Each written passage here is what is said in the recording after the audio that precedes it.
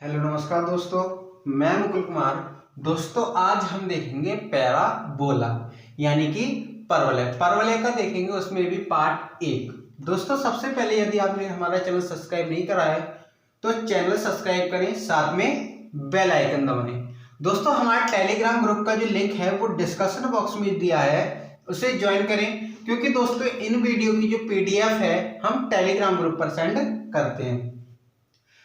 दोस्तों इसकी जो पैराबोला होती है उसके जो 4 पार्ट होते हैं, कितने पार्ट होते हैं? 4 पार्ट होते हैं, 4 पार्ट।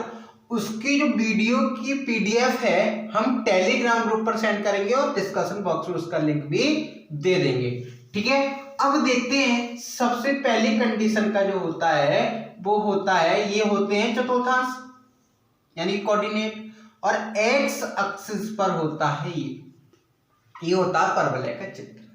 ये कब होगा? ये होगा y square is equal to 4ax पर। किस पर होगा? y square is equal to 4ax पर ये वाला चित्र बनेगा।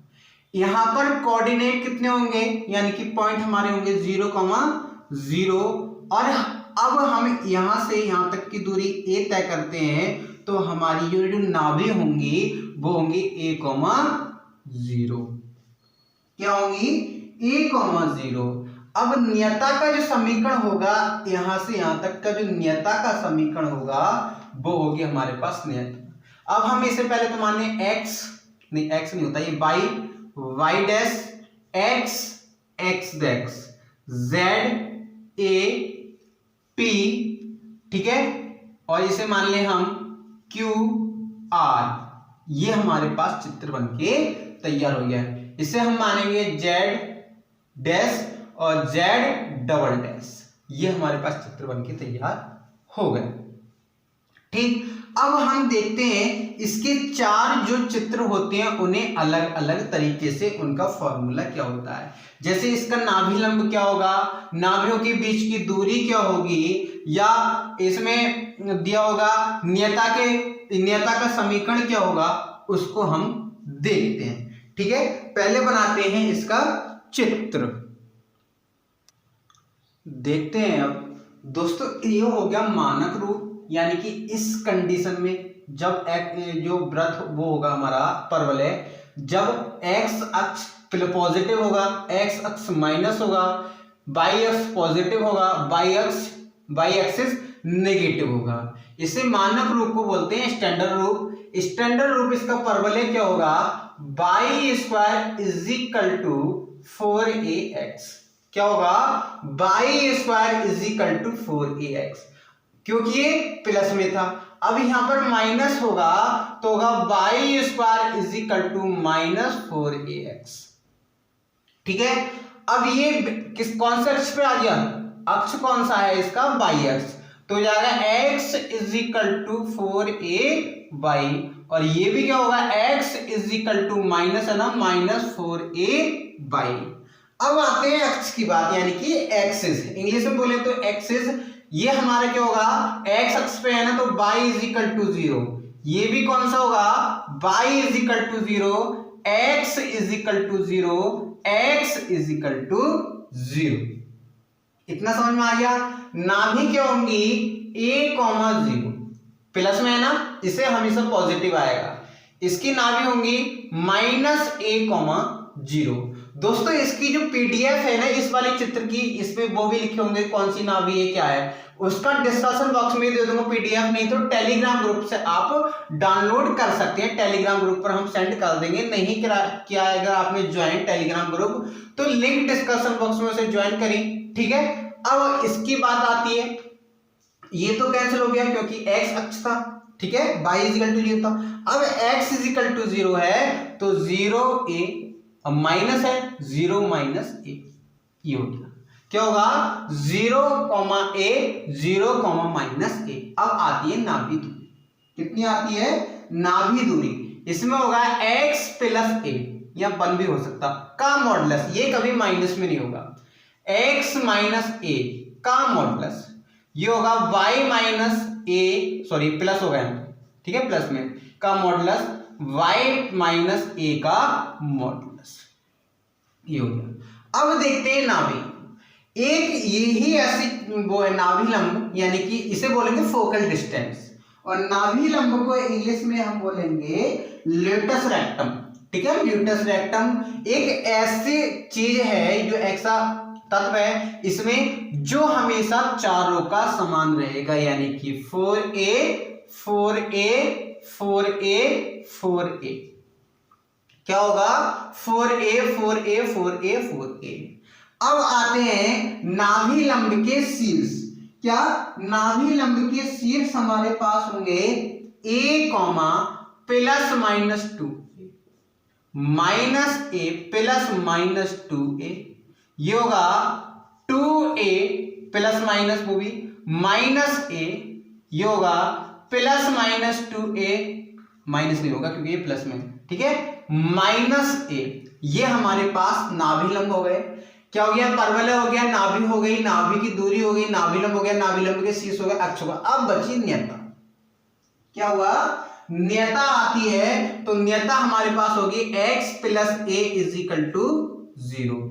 ठीक है, यहां पर प्लस है नहीं, प्लस पॉजिटिव होगा तो x प्लस a, यहां पर आएगा x minus a is equal to 0, यहां पर आएगा y plus a is equal to 0, y minus a is equal to 0। ये चार होते हैं। ठीक है, क्या होते हैं, ये चार होते हैं, चारों मैंने लिखवा दी। इतना समझ में आया। इसका आप चाहें तो स्क्रीनशॉट ले सकते हैं। अब देखते हैं कि हमारे पास एक व्यापक समीकरण यानी कि जनरल इक्वेशन ऑफ पैराबोला दी हो, तब हम कैसे ज्ञात करेंगे कि ये पैराबोला है या नहीं है। क्या, अगर हमें कोई इक्वेशन दी है तो उसको कैसे पता लगाएंगे कि ये पैराबोला है या नहीं है। अब सबसे पहले एक लेते हैं इक्वेशन। ठीक, इक्वेशन लेने के बाद में पता चलेगा कि ये पैराबोला है या नहीं। अब देखते हैं, a x square plus b y square plus 2 x y h x y plus 2 g x plus 2 f y plus c is equal to 0 दिया है। तो हमें क्या करना है, इसमें ज्ञात करना है ये पैराबोला है या नहीं। तो सबसे पहले कंडीशन तो दी रखी होती है हमारे पास h square minus a b is equal to 0, यानी कि ये कंडीशन ए बी के 0 आनी चाहिए। क्या होना चाहिए, ए बी के 0 आनी चाहिए। दोस्तों यहां पर भी 2 है।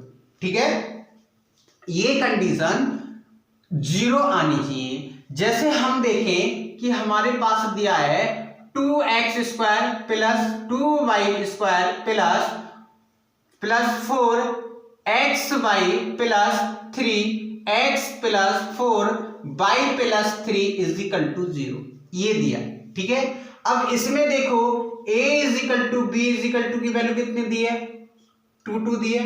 ठीक, h की वैल्यू अगर हम इसमें निकालें तो 2h इज इक्वल टू 4 और h इज इक्वल टू 2 आ जाएगा नहीं आ जाएगा, यानी कि क्या हो जाएगा, h का स्क्वायर 4 माइनस 2 गुणा 2 इज इक्वल टू 0, 4 माइनस 4 यानी कि आंसर आ गया 0। कितना आंसर आ गया, 0 हमारे पास आंसर आ गया।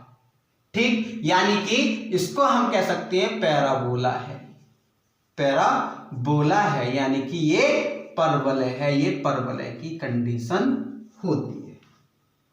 ठीक, ये क्या होती है, परवलय की कंडीशन होती है। ठीक, अगर हम ऐसे निकालें कि डेल्टा से अगर निकालते हैं, अगर डेल्टा से निकालते हैं कि delta is not is equal to यदि 0 आ रहा है तो भी हमारा क्या होगा, पैराबोला होगा। अगर डेल्टा इज इक्वल टू 0 आ रहा है तो क्या होगा, सरल रेखा, यानी कि स्ट्रेट लाइन। ठीक है, सरल रेखा होगा। अब सबसे पहले बात ये आएगी अब निकल के कि हमें तो यही नहीं पता कि डेल्टा निकालते कैसे हैं।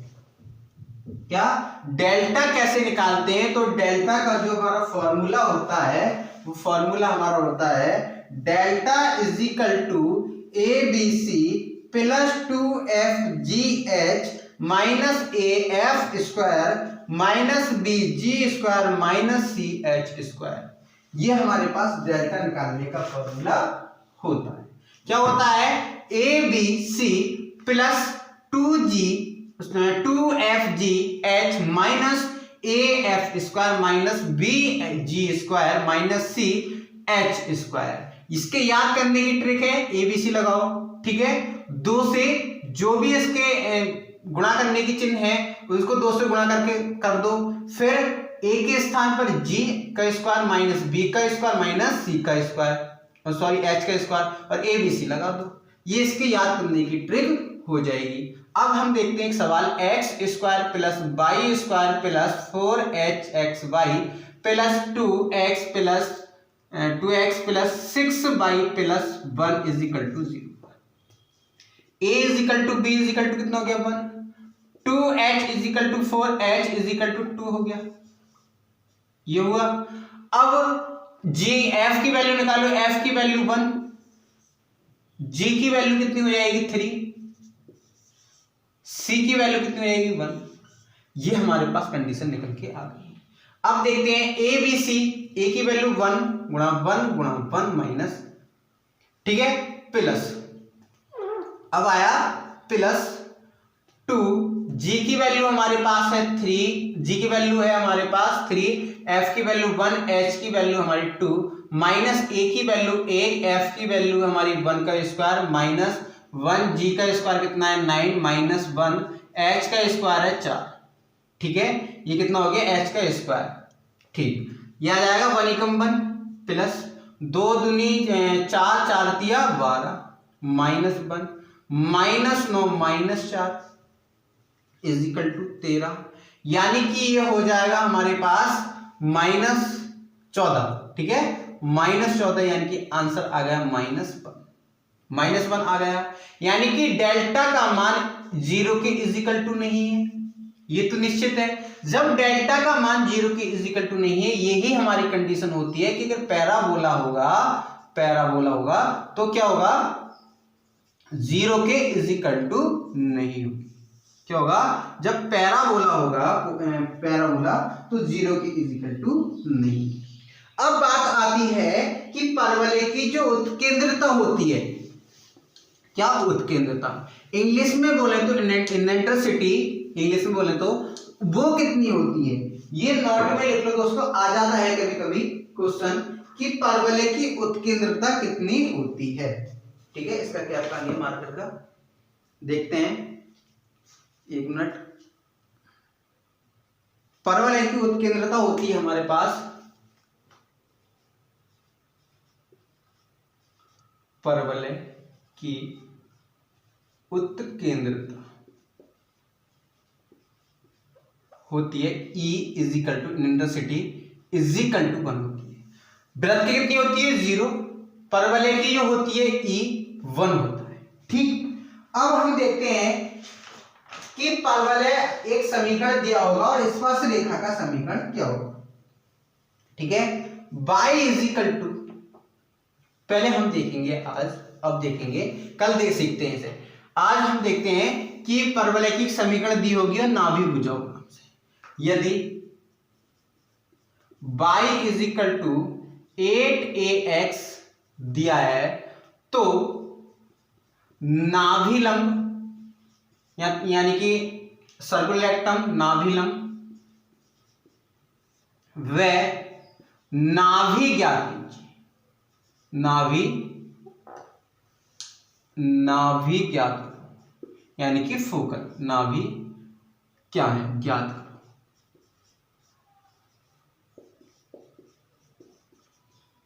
ये अब पहली कंडीशन क्या होती है कि y square is equal to 8ax आ गया, ठीक है। ये हमें समीकरण दिए, इसमें हमसे कहा गया है कि नाभिलंब ज्ञात करो। तो नाभिलंब ज्ञात करने के लिए इस कंडीशन में हमने फॉर्मूला बताया था, ये वाला चित्र बना के, y square is equal to 4ax बताया था। y की वैल्यू समीकरण 1 में रख लो y स्क्वायर की, यानी कि 4ax is equal to 8ax हो गया, ठीक है। इससे ये नहीं होगा यहाँ पर, ठीक है, ये यहां पर कभी a नहीं होगा, x होगा। क्या होगा y square is equal to 8x। अब इससे हमारा x से x कैंसिल हो जाएगा, यानी कि 4a इज इक्वल टू 8, यानी कि 4a इज इक्वल टू जो होता है वो हमारा क्या होता है, नाभिलंब। ठीक है, क्या होता है, नाभिलंब होता है। नाभिलंब कितना है हमारा, 8 दिया है। कितना दिया है, 8। अब नाभि की बात आती है, किसकी बात आती है, नाभि की। नाभि क्या होता है हमारे पास, a,0, क्योंकि y square is equal to 4ax में निकल रहा है, ये ध्यान रखो। किस पे निकल रहा है, y square is equal to 4ax पे, a,0 होगी। a की वैल्यू हमारे पास यहां पर होगी 2। कितनी होगी a की वैल्यू, 2,0। कितनी होगी, 2, ये हो गया नाभि और ये हो गया नाभिलंब। ये हमारे पास आंसर निकल के आ। एक देखते हैं माइनस वाला। ठीक, एक देखते हैं माइनस वाला कि यदि हमें दिया है x square is equal to minus 13y दिया है, तो इसमें हमें निकालना है नियता व नाभि। क्या निकालना है, नियता व नाभि निकालनी है। ठीक है, फोकल निकालनी है और नियता को हम बोलते हैं, नियता को इंग्लिश में ध्यान देना क्या बोलते हैं। ठीक है, अब पहले ये देखो, ठीक है, नियता और नाभि निकाल। पहले तो निकालें हम a, क्योंकि नियता हमारे पास होती है y दिया है ना, तो y minus a is equal to 0 होता है और नाभि होती है 0, माइनस a। ये होता नहीं होता है। अब पहले तो a की बारी आती है कि a निकाले कैसे। हमारे पास पता है x is equal to minus a y होता है। एक्स स्क्वायर का मान समीकरण नंबर 1 में रख दो। ठीक है, 4ay is equal to minus 13y, इससे ये कैंसिल, इससे ये cancel. 4a is equal to 13, यानी कि a इज इक्वल टू 13/4। क्या हो जाएगा, a इज इक्वल टू 13/4। इतना समझ में आया। अब अगर हम अब तो निकाल सकते हैं, नेता भी निकाल सकते हैं, नाभि भी निकाल सकते हैं। क्या हो जाएगा, माइनस बाई a की वैल्यू कितनी है, 13/4 इज इक्वल टू 0, माइनस 13/4। ठीक, अब निकालो, इसकी इधर को गुणा कर दोगे तो हो जाएगा 4/-13 इज इक्वल टू 0। इसकी ये तो ऐसी है, इसमें कोई गुणा नहीं होगी, यानी कि आंसर आ गया 4/-13 इज इक्वल टू 0 और इसका आ गया 0-13/4। ये हमारा क्लियरली आंसर हो जाएगा इसका। ठीक, अब देखते हैं, ये तो ये हो गया। ठीक, अब देखेंगे यदि हमें दिया है y square plus 4x plus 4y plus 1 is equal to 0, ये दिया है। ठीक, और नाभि निकालनी है। क्या निकालना है, इसकी नाभि निकालनी है, नाभि लंब निकालना है, नियता निकालनी है। ठीक, रेट्रोसेक्टम और फोकल ज्ञात करनी है, नियता भी निकालनी है। अब इसको कैसे निकालेंगे ये देखते हैं। इसको कैसे निकालेंगे, पहले तो हम क्या करें, इसे इस कंडीशन में बनाएं। किसके, इसके कंडीशन में बनाएं, y square is equal to 4ax, या इसके कंडीशन में बनाएं y square is equal to minus 4ax। ये हो गया। ठीक है, y square plus 4y plus 4x plus 1 is equal to 0। ठीक, अब हम इसका जब स्क्वायर करेंगे तो इसको अपॉन में 2 कर दो, 2 कर दो, 4 जोड़ दो और 4 घटा दो। ठीक है, plus 4y plus 4 minus 4 plus 4 plus 1 is equal to 0। ये हुआ। ये किसका होल स्क्वायर हो जाएगा, y प्लस 2 का होल स्क्वायर। क्या हो जाएगा, y प्लस 2 का होल स्क्वायर। अब इसकी बारी है, ये हो जाएगा 4x minus 3 is equal to 0। ठीक, इसको हम उधर ले जाएं तो y प्लस 2 का whole square is equal to minus 4x minus 3 ये हो जाएगा। ठीक, जब हमारा इतना हो गया, अब इसको हम क्या माने, इसको हम क्या माने, y square is equal to minus x, इसके हम y square is equal to 4ax निकाल दें, यानी कि a की वैल्यू -1/4 ये निकालते हैं। अब नाभि की बात आती है। नाभि क्या होता है हमारे पास -a,0। a की वैल्यू कितनी है? a की वैल्यू कितनी है? -a क्या होगा, नहीं माइनस होगा ना, ये भी प्लस होगा, ठीक है। a की वैल्यू कितनी है? -1/4। ठीक। अब लेकिन x के स्थान पर हमारा क्या दिया है? यहाँ पर x के स्थान पर दिया है 4x - 3 = -4। जब हम इसको इधर ले जाएंगे तो 4x = -4 + 3, इसको इधर 4x 4 × 12, 12 में से 1 गया 11/4, यानी कि x की वैल्यू 11/16। क्या आंसर आ गया? x = 11/16 आंसर आ। ठीक, एक तो यार अब y = कितना? y = 0 दिया ना, y = कितना दिया? -2 हो जाएगा, यानी कि आंसर आ गया 11/16 - 2। ये तो आंसर क्लियर। क्या हो गया ये? नाभि। अब नाभि लंब की बात आती है तो नाभि लंब हमेशा क्या होगा? 4a = जो भी दिया होगा यानी कि 1, यानी कि आंसर कितना हो गया? इसका हो गया 1। अब नियता की बात आती है कि नियता कितनी होगी? नियता होती है y दिया x, y दिया ना, -a = 0। a की वैल्यू कितनी है? a की वैल्यू है हमारे पास -1/4 हो जाएगा। x के स्थान पर क्या है? 4x - 3 -1/4 = 0। 4 × 12, 12 और 1 13, 4 × 16, 16x - 13 = 0। ये हमारा आंसर आ। कितना आंसर आ गया? 16x - 13 = 0। ये था कि हम कैसे निकालते हैं, यदि कोई समीकरण दी हो कि नाभि लंब कैसे निकालें या नेता कैसे निकालें, ये था ये। अब देखते हैं कि स्पर्श रेखा का समीकरण कैसे निकालें। ठीक है, परवल है y² = 4ax। क्या होगा? परवल है y² = 4ax को y² = 4ax को रेखा y = mx + c पर स्पर्श रेखा का समीकरण, स्पर्श रेखा का समीकरण, स्पर्श रेखा का जो समीकरण होगा c = a/m। क्या होगा? c = a/m। ये होता है स्पर्श रेखा का समीकरण। अब इसका यूज कहां होता है वो देख लेते हैं। यदि हमें दिया है y² = 18x, कितना? y² = 18x को रेखा y = x + c पर स्पर्श रेखा का समीकरण, स्पर्श रेखा का समीकरण, ये समीकरण क्या होगा? y² = 4ax से गुजरेगा ये, ठीक है, यानी कि 4ax = 18x, x से x कैंसिल, a = 9/2 हो जाएगा।